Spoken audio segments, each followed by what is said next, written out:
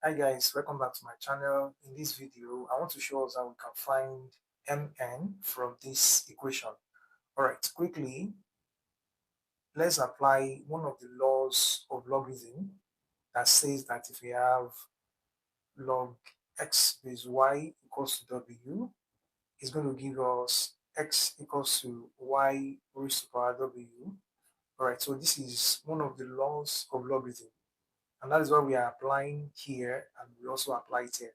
All right, so from here that we have log m base 2 equals to x, it becomes m equals to 2 raised to power x.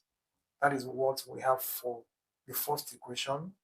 And then the second equation, we have log n base 2 equals to y. We're also going to apply this law of logarithm, and then it gives us n equals to 2 raised to power y. All right, so that is what we have got from equation 1 and also from equation 2. All right, so let's find mn. Mn simply means we should multiply what m and n gives us.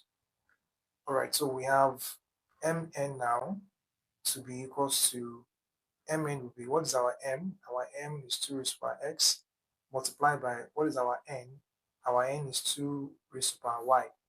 All right, so now we're going to apply one of the laws of indices that says that if you have a raised to power x multiplied by a raised to power y, it gives a raised to power x plus y.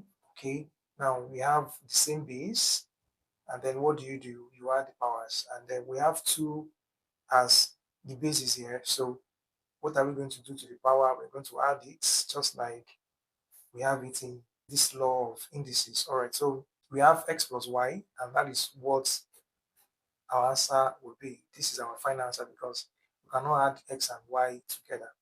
All right, so it is as simple as this. Now let's quickly do something like this. We have log p base 3 equals to a, and we have log q base 3 equals to b. Right, so the question is now to find PQ. Right, so let's find PQ. Right, thanks guys for joining. Don't forget to like, comment. You comment your answer in the comment section. And if you have not subscribed to this channel, please and please do subscribe. See you next time.